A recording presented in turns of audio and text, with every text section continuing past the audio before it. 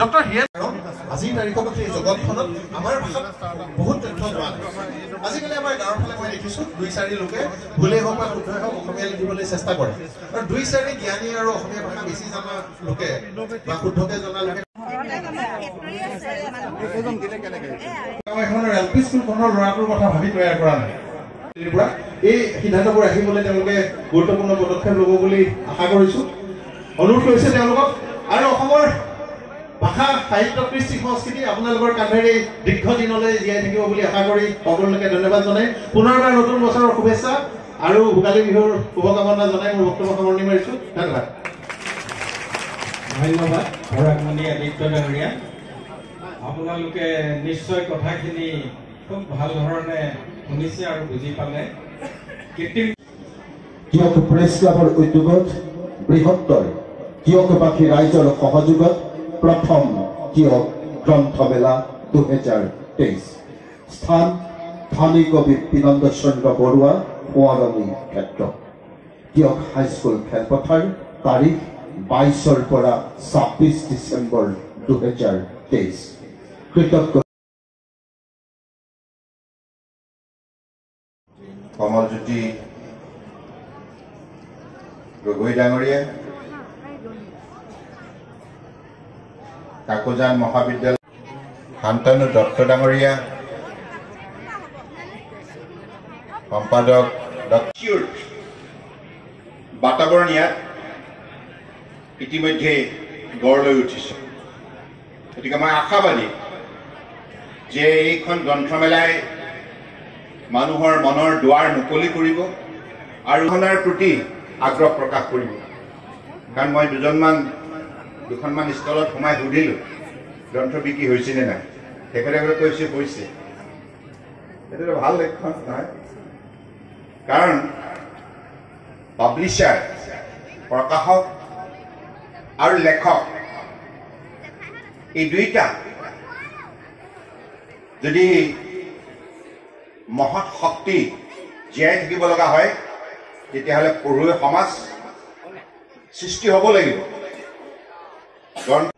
দুটা বিশিষ্ট বক্তাৰ বক্তব্যৰ পৰা আপোনালোক লাভান্বিত হৈছে মই আপোনালোকৰ আশীৰ্বাদত ভাৰত চৰকাৰ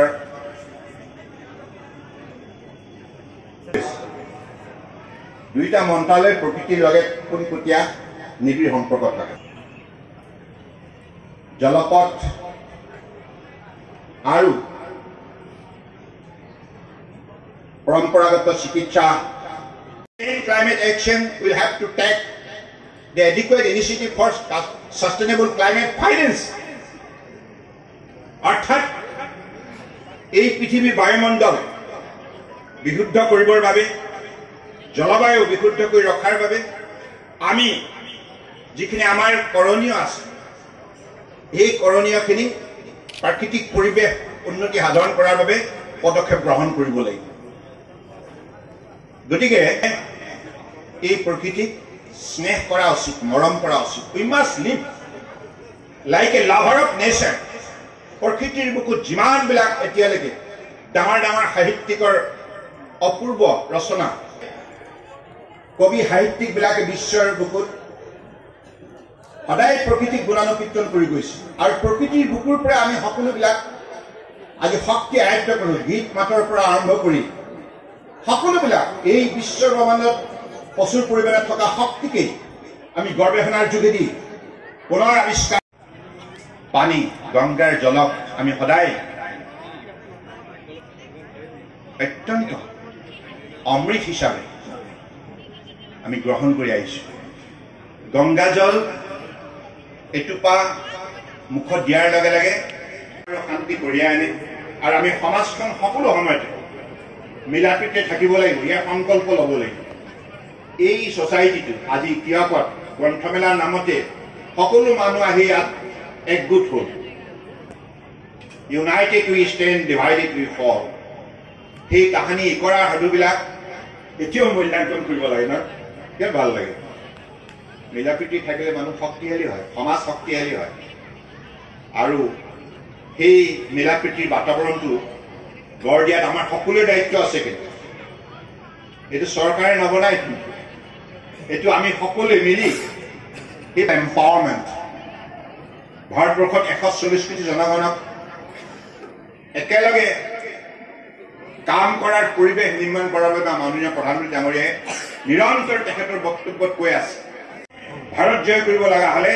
বৰাক ব্ৰহ্মপুত্ৰ পাহাৰ ভৈয়ামৰ আমি সকলোৱে ঐক্যবদ্ধ হৈ পৰিশ্ৰম কৰিব লাগিব। আমাৰ নাগৰিক হিচাপে যিখিনি দায়িত্ব কৰ্তব্য আছে আমি নিষ্ঠাৰে পালন কৰিবই লাগিব। আমি আনৰ ওপৰত ভৰসা কৰি নহয়, আত্মনিৰ্ভৰশীলতাৰ বাবে আমি সকলোৱে নিজেই পৰিশ্ৰম কৰিব লাগিব, নিজৰ কৰণীয়খিনি নিষ্ঠাৰে পালন কৰিব লাগিব। তেতিয়া আমি আত্মনিৰ্ভৰ হ'ব পাৰিম আৰু তেতিয়াই অসম ভাৰতবৰ্ষৰ অন্যতম শক্তিশালী ৰাজ্য হ'ব। গতিকে সেই বাতাবৰণ আহি পৰিছে। একবিংশ শতিকাত এতিয়া প্ৰতিযোগিতা আৰু তীব্ৰতৰ ৰূপ ধাৰণ কৰিছে। এতিয়া you have to fight not with good and better,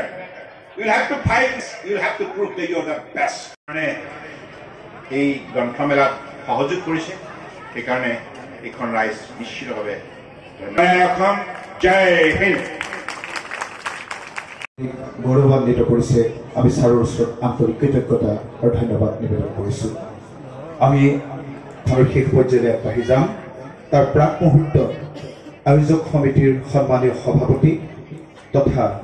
আজি যিগৰাকী ব্যক্তিৰ দুখন গ্ৰন্থ শুভ উন্মোচন কৰা হৈছে ডক্টৰ অকন চন্দ্ৰ শইকীয়াক সেৱা ধৰিছোঁ।